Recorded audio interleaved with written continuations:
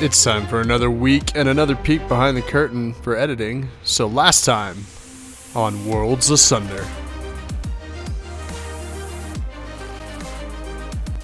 Talking and they're doing this, like that, then yes, ellipses are good. But if you have them do that every single time they talk, then it's being overused. So Then it's just a southern drawl. The stories we've read capture our attention and immerse our minds in settings of all kinds to bring us the spectrum of feelings and deliver the tale of tales to our starving psyches. Whether it's medieval-style fantasy with mages and knights, Or hard sci-fi takes on the future of space colonization. or thrillers set in your backyard, world building is the foundation that holds up the narrative, the glue that keeps it from unraveling as readers follow the journey you laid out for them, all to make the stories jump from the pages and burn themselves into our memories. Welcome, weary writers, to Book Career in a Year's network of podcasts. This is Worlds Asunder, an insightful podcast on world and character building. My co-host is the one and only David Shadoin, better known as Shady. It's not just a descriptor, it's also his moniker. And she's the H.Y. Gregor, but you can call her Haley or Sour Patch, your friendly post-apocalyptic wasteland elf. We know. We have nearly a score of published novels and short stories between us, but who the hell are we to teach you about world building and character development? We get it, which is why we decided to call in some favors. Each week, we pull from a list of the best and brightest authors, editors, and publishers to give tips and guidance on tackling the age-old questions and provide you with tools on how to accomplish world building like the pros. From environment to magic to characters, how do we strike a balance between what matters to our audiences and what matters to keep it all straight? Open up your ear holes And your minds. and get ready for us to tear Worlds Asunder. So, if you're ready, Just knock and enter.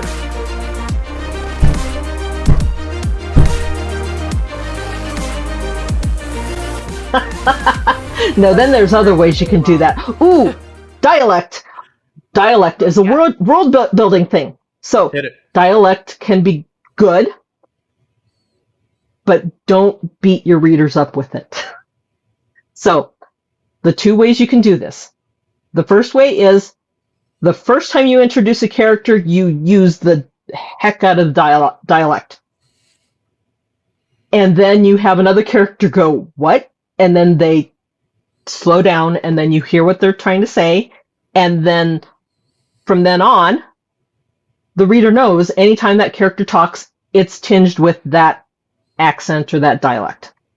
The other way to do it is to introduce the character as having it's harder in fantasy because you don't have the same referent points that you can use. So you can't say they have an Irish brogue or a Scottish drawl or whatever, a country drawl or whatever. So what you have to do is you have to pick words that you want to emphasize to accentuate that dialect or that accent.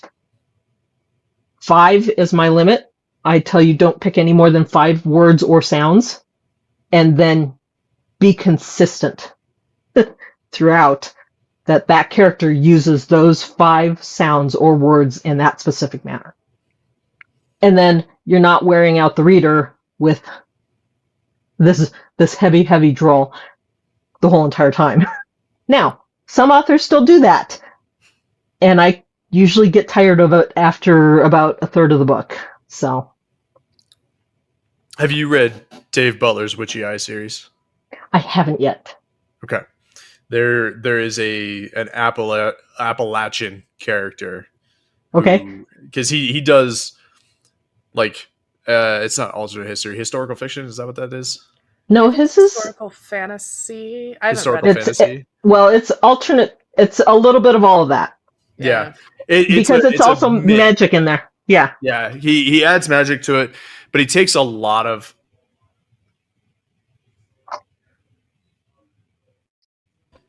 Oh no! I disconnected again. Okay, I'm back. Yeah. He takes some of his main characters, are his creation, but he has a lot of historically named characters who not. He tries to keep it mostly historically accurate, but then he figures out how magic shifted it. So, Okay. um, Yeah, he's good at but that. oh yeah, he's a phenomenal historian. So like I've not found anything yet where I'm like, oh yeah, you don't know what you're talking about. That dude is amazing at all that stuff, and maybe eventually we'll get him on the show. Um, but the one thing he does really well, at least I thought, was he kind of like you said, he picks a couple of words for each of the characters and gives them just enough of and he keeps it true throughout the story, and that gives you that like, oh, this is the accent I need to be reading this in. Hmm. Exactly. So the other series, or the other book, and I wish he would have been able to do a series on this, was City of the Saints. It's one of my favorite books out there is, and it's. Have you read that one? I have not. I know what you're talking about though. Okay, so it's basically it's Civil War, it's alternate history, and it's Samuel Clemens and Edgar Allan Poe as spies for the opposing sides of the Civil War, and they are in a race to Salt Lake City to discover whether or not the scientist, and I can't remember his name off the top of my head, has actually invented a new weapon. And so it's those two playing off of each other the whole way from like just east of the Mississippi all the way across the plains to Utah. And it's just amazing story. I love it. Yeah, there's a lot of stuff of Dave's that I wish I had more time to read. But yeah, it's on my to be read list. Yeah. And somebody correct me if I'm wrong. He every once in a while hosts the Bane Free Radio Hour too. Oh, I didn't know that, but that would make sense. Yeah. I know he's on it a lot. Yeah. Okay. I think they have him fill in host every great once in a while. Okay. Yeah, if his schedule allows for it, I'm sure. Yeah. Oh yeah. Because the dude is busy. Yeah, he's real busy, real smart guy. So if you want to go listen to him, and we never get him on here because he's too busy, go find him there. He does go join his newsletter too, because he does a lot of he'll teach a lot of different things. Talks about a lot of things. Yeah, and he also just did smart. something for Apex. Yeah, I think. Yeah. But he's got some great world building. He very vivid. He's got some great characters, and like you said, for taking historical characters and putting them in fictional situations, are just fantastic. Yeah, he does a great job. And the thing is because he's so smart about it, he knows all that stuff backwards and forward. He definitely, I think that's why they're so good, such good characters, is because he knows their histories so well. for sure. Yeah. I was going to add one more thing on it, but we can get off Dave Butler and back to what we were talking about. Okay. That's what she said.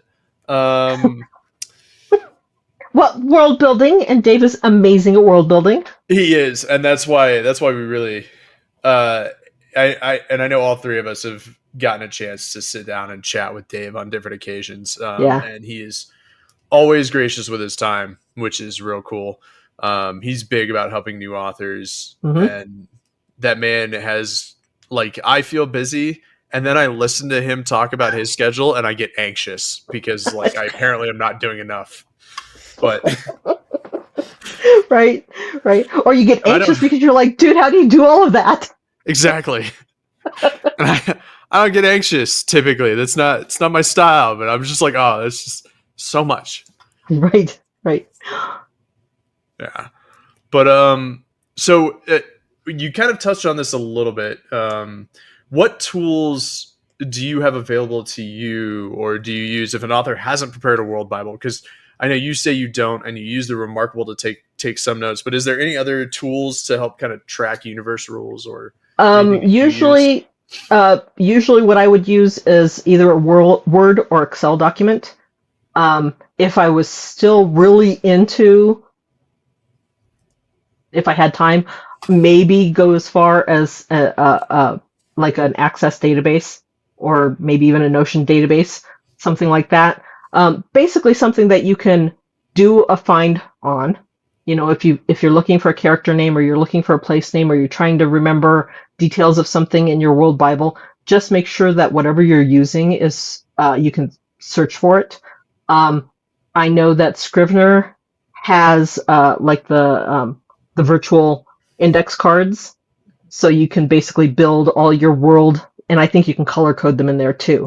You can also follow And metadata in Scrivener if you there you get go. real into it. It does all kinds of cool things. Yeah, and I think Atticus has something similar, but I don't know as many people who have used Atticus for the world building part of it.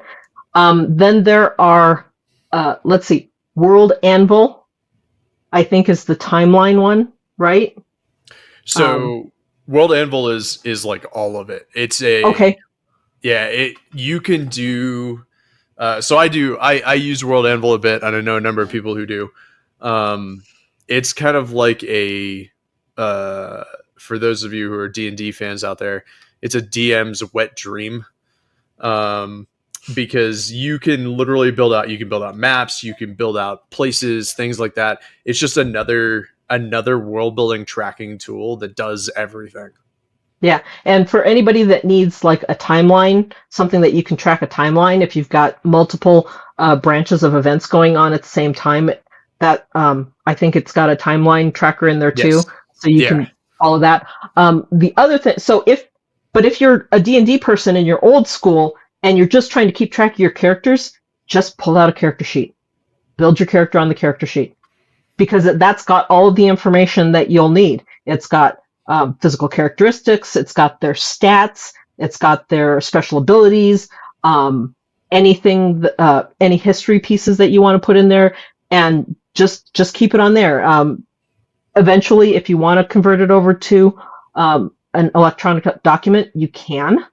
But if it's just for a single book and you only have, say, 10 characters, you don't necessarily have to build a whole thing for it. You just need to be able to keep track of your things within that story. And it's a good starting point if, so one of the running jokes in, with the Chris Kennedy publishing authors is, now you owe me a trilogy. So if you need to write a trilogy, you can put that into an electronic format, or you can stick it in a binder and use it that way. So it's literally like a D&D Bible type of thing. So, but I know several people who that's their method for keeping track of their characters, because that's what their brains are used to, and that's it. It's what the World Bible and the Style Guide is really for, is to help you make sure that you can track your work, your manuscript for your series, for your book or short story. I mean, I know some people who basically outline their short story and they have to create everything because that's how they get everything down. And then there are other people who have 20 book series and they're like, World Bible? What World Bible? So, you have to do what works for you. And there's never a single right way. So if anybody ever tells you this is the only way to do it, absolutely bullshit, because I have heard so many different ways of doing this stuff. And some people standardize it so that as an editor doing a World Bible, I might give you something, but there's nothing that says that you have to then take it and use it exactly like that. Because I can guarantee you, half the people I know are going to take one look and go, oh, no, I'm going to move all this stuff around and do this and do that and do this other. And then there's even some people, like probably Alex Rath, would take it and he'd be like, I'm going to feed this into my database. So. Well, it was funny because you're the first person to mention Access, right? Which is like one of the original database tools, right? Besides like just Excel sheets and inventory sheets.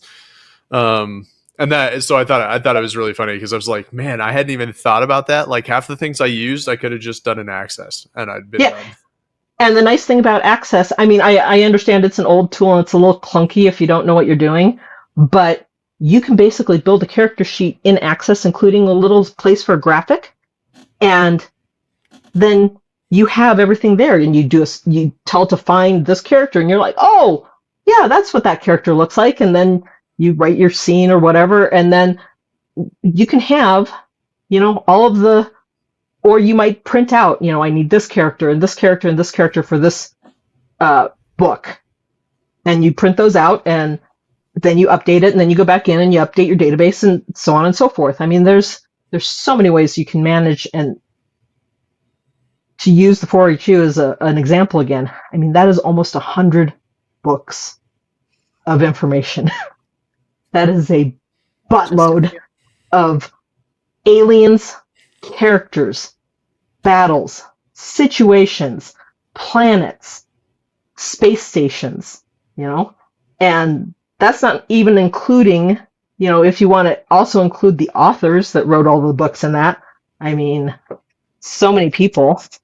And then does that include the anthologies? I think that also includes the anthologies. But then within the anthologies, you've got minimum 10 to 14 stories per anthology. So now you've got those characters and those situations and those things. And we just did the Bureau 42, which was cold cases for the peacemakers. What if we put all those in there? So now you've got a separate side series of world building things where, hey, if we ever wanted to do more cold cases, what else have we got over here? So, I mean, as shared universes get bigger, world Bibles are much more important. And eventually we're going to have to figure out a way to take those and just kind of see if there's something we can feed it into and have it squeeze out the world Bible for us. Where we go on a ChatGPT rant, bring up the AI elephant in the room. Not this episode. No, not this episode. But yeah, so it's there's lots of tools out there, and if you aren't sure what you're going to use, and you want to try one of the fancy ones like World Anvil, then see if they've got a trial, and putz around with it. Figure out if it works for you or if it's too complicated. If it's too complicated, then, go back to, and I know several people who use Excel spreadsheets, and you can have tabs for all your things. And that's all Excel is a flat database. Much to most people's dismay, that's really what it is. Katie Cross does most of her world building notes in an Excel sheet. Nice. It's a Google sheet. Yeah. So she has it's a Google sheet. It is very impressive. Yeah, but it's the same thing, right? Yeah, same thing. Intimidating and impressive. Yeah. Well, I mean, you should see some of the spreadsheets that I used to make up for things. And I mean, one file might have 20 tabs and each tab's got something different on it. So not for world building, for old day job stuff. It's useful, right? Like it's easily searchable. You can make a lot of formulas out of it. It's nice if you're willing to put in the work up front to do it. So yeah, not flat tables, pivot tables. The day I discovered the usability or the usefulness of pivot tables, I was like, it's like choirs of angels. I'm like, oh my God, how did I not know this is how this worked?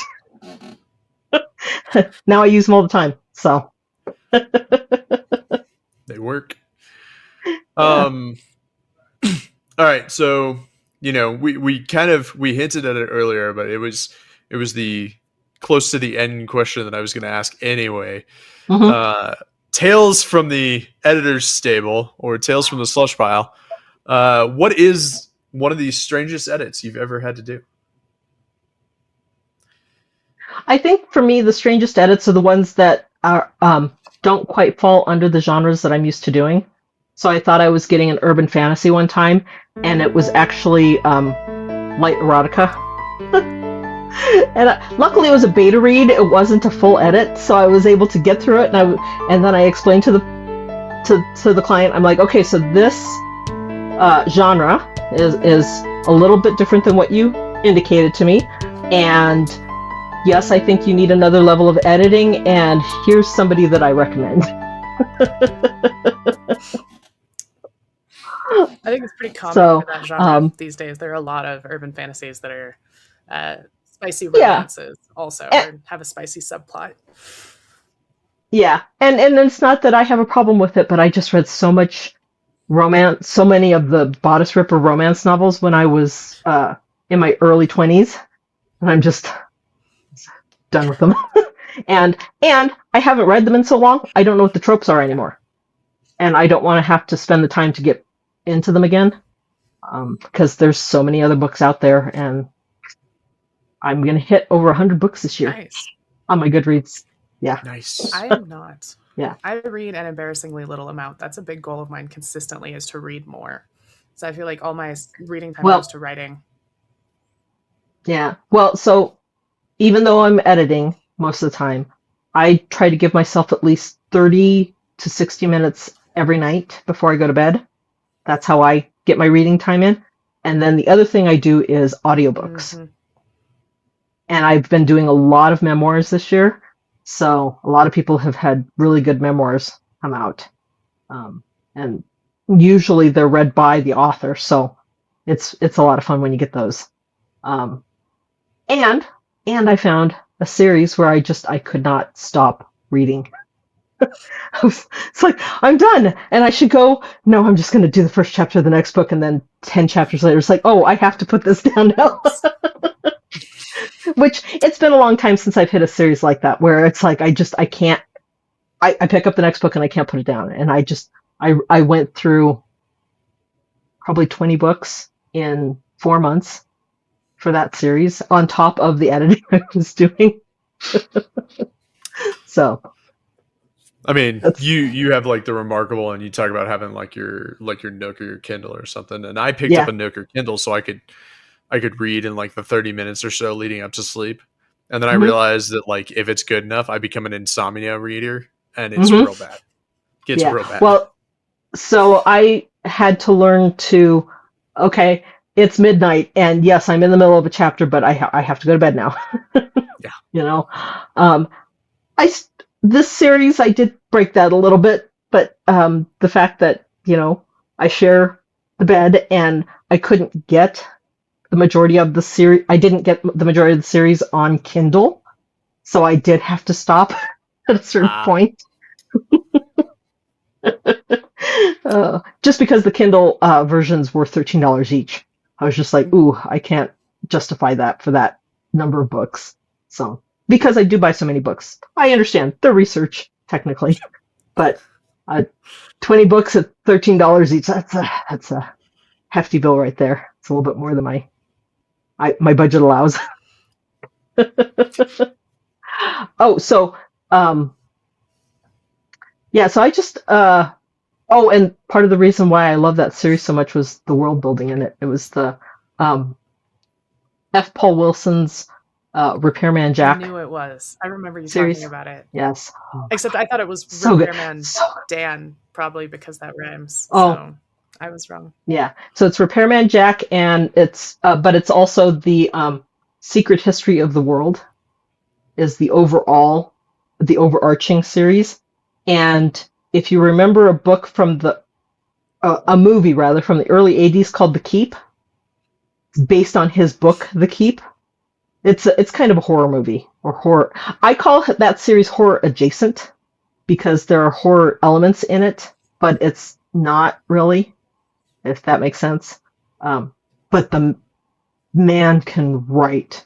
Holy cow, can he write? So if you're having a bad day writing, don't read him, because it's just, you're just like, oh, can never do this. What am I doing wrong? Right. Well, but the way it reads, you don't realize how good it is until you get to the end. You're like, oh my god. So, but it's a great series. I've been raving about that since May.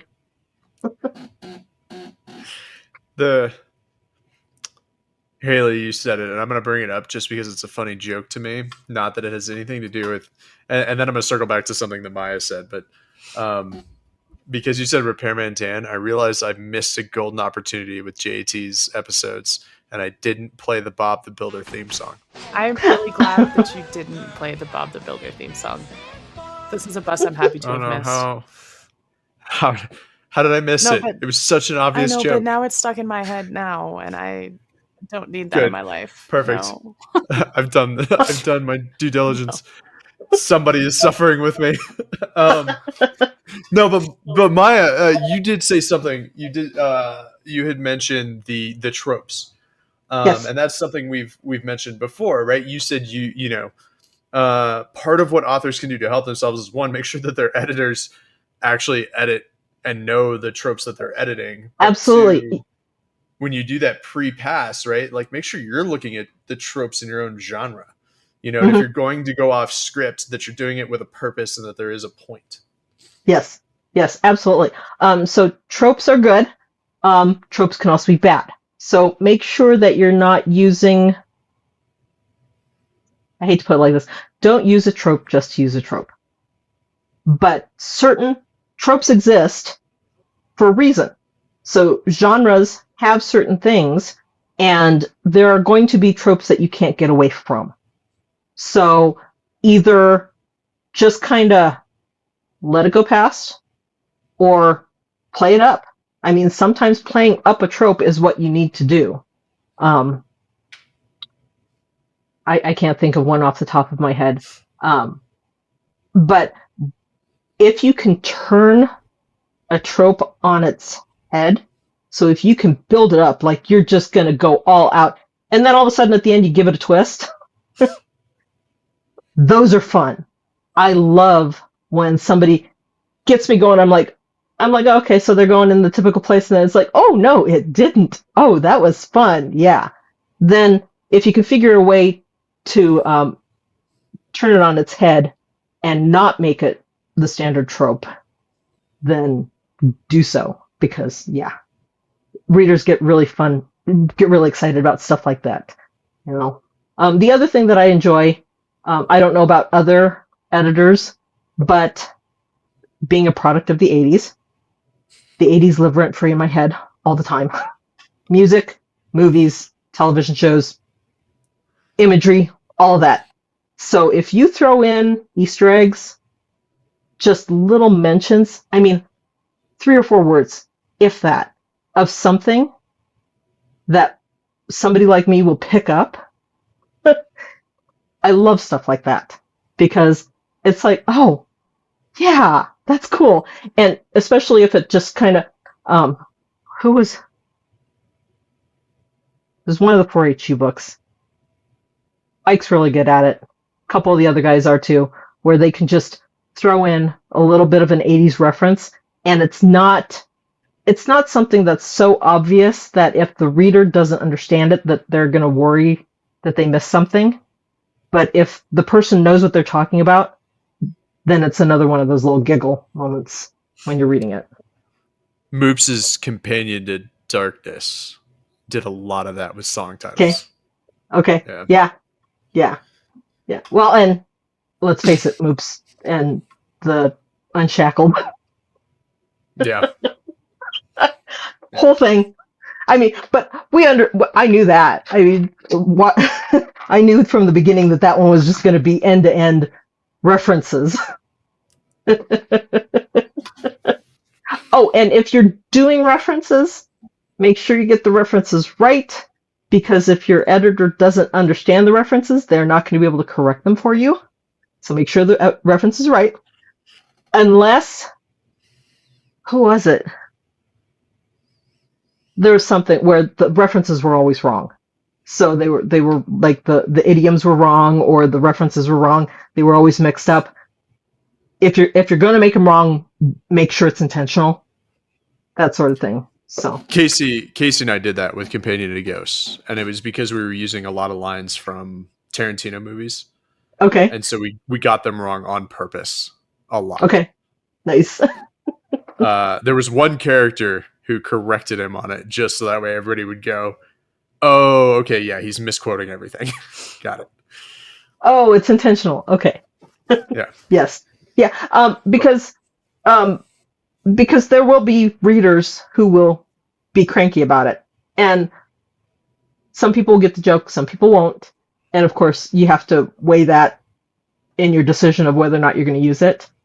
You know, Sometimes when I'm reading through somebody's book or manuscript, I'll message them. I'm like, hey, did you intend to? And they were like, I didn't realize I did that, but that's cool.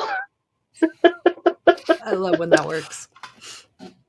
Oh, I know. I think That's where you use the author. You just got to play it off, right? Like, especially if your fans are pointing it out. Yeah, that was totally intentional the whole time. absolutely.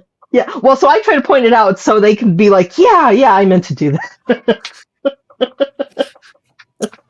We know you didn't, but I won't let you get away with this one. But sometimes they're like, oh, yeah, 100% meant to do that. Absolutely. Yeah. Haley, do you got any final questions for our guests so we can let her get about her night? I don't think so. I think this has been a great kind of behind the curtain sort of technical episode to kind of get down to the nitty gritty. It was a good one.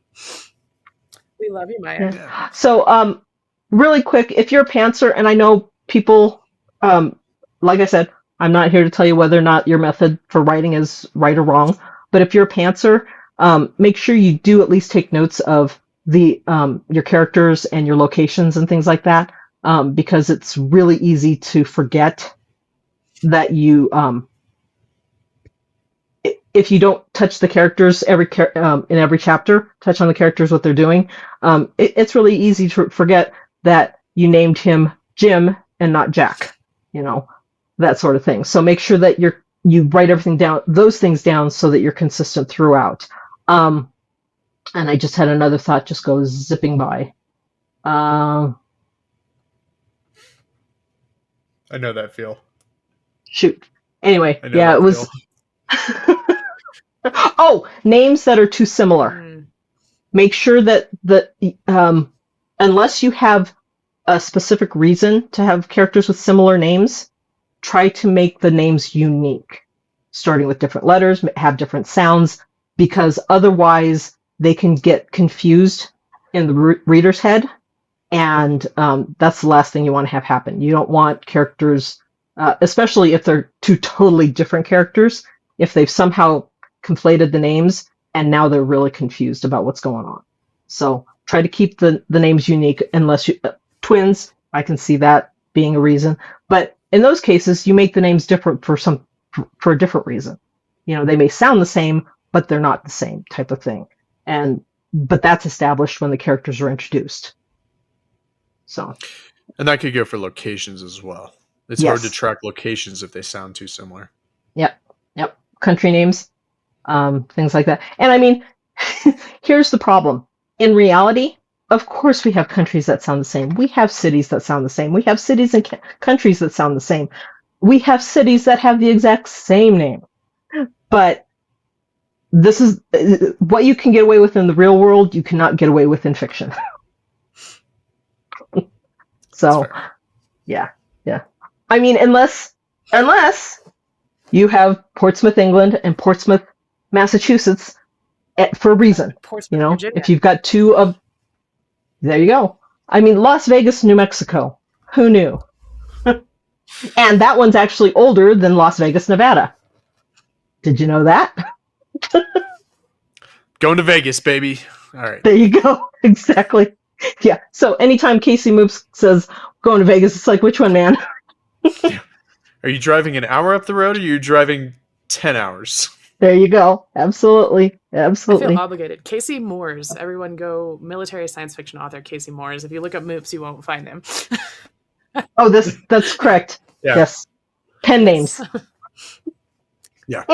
I mean, you can find his some of his social media accounts through Moops, but because I think his Facebook has Moops listed on it. Yeah, but yes, it's Casey Moores under the for CKP authors. Yeah. Things like that. And I think that's it. But I mean, there's a lot of information out there.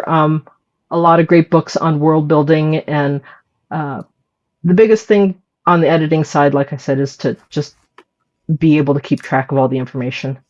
And that, if you've got an epic fantasy that's 250,000 words, that's a lot of information to keep track of. So start at the beginning.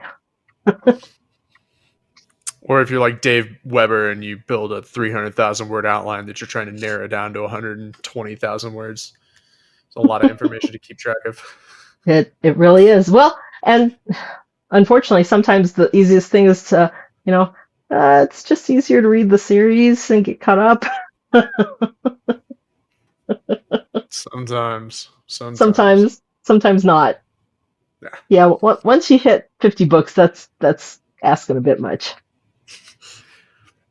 We're going to ask Dave to be on at some point, and he's going to be like, no, I've become your arch nemesis. You guys keep making fun of me for how many words I use in my outline. But Kevin Anderson. Kevin Anderson's outlines for his stories are usually about half the word count of the overall story.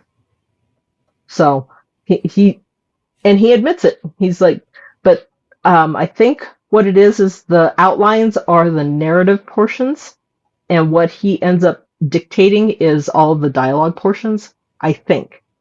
Don't quote me on that. But I think you're correct. What I've pieced together, because he says, the outlines are pretty much the entire narrative of the stories. So, but because most of, in the last few years, a lot of his stuff has been co-authored. They have to have detailed outlines. Otherwise, it's very easy for them to get off track. And they want to make sure that they spend as little time as possible having to correct inconsistencies. So, hence the detailed outline. And the thing with David Weber is, if he's looking to have other people write in, so what he's having to do is he is having to retrofit the World Bible. And like I said, the more books you have, the harder that is. And you want to put a lot of information in there, and it's like, okay, well, I don't need the entire book that you already have written. I just need the digest version. So 10,000 words is good. And clearly it's working for him. Well, yeah. He's clearly not having any problems there. So, all right. But yeah, no, it was Maya. It was wonderful of you to come on here. Thank you for joining us. Thanks for having me. Thanks for giving us your time. Of course. Yeah. Where can people find you? I know you kind of mentioned it, but the Superstars Writers Conference for sure. Yes. It's coming up next. I'm also going. Well, this is probably gonna come out after that. So Superstars. Haven't made any other plans for next year. We might try to make it to Author Nation next year, but we haven't planned out that far. My website is mrkdup.com. Shady's got the link. And then I'm also on, I have my editing Facebook page on Facebook. So, and that's pretty much it. And we will get those linked in the show notes for you guys to check out. Yeah. Oh, you stole my line. Sorry. I write them. I think I should get to say it sometimes. For those who don't know, Haley does most of our show notes. Actually, all of them. I don't think I've done a single one. Now that I think about it. You do the hard part though, so it's okay. Yeah, it's the trade-off. Anyway, thanks again, everybody, for joining us on. This is probably the end of episode 2 of Maya's editing episodes. So thanks for joining us here again on Worlds Asunder, and we will catch you next time, wherever that may be. Thanks for stopping by. And there it is, yet another week of editing goodness here on Worlds Asunder. This time around, we talked about the different tools you can use to help your editor out for world building details and different facets that when too much becomes bad, as well as the different tropes that you may have to know and use. Thank you again to Maya for stopping by and being a good sport, helping all you new authors out. Also thanks to Nick Thacker and Book Career Network for hosting us. Make sure you go to our show notes where you can find out how you can hire Maya's editing services as well as some of her stable. Next week we have Heather Hollow and Jacob Hollow and Edie Sky for the Trope Cerberus Part 1. Don't worry, you'll get the joke later. Make sure you like, comment, and subscribe to this podcast and share it wherever you listen to podcasts. And as always, thanks for helping us tear the worlds asunder.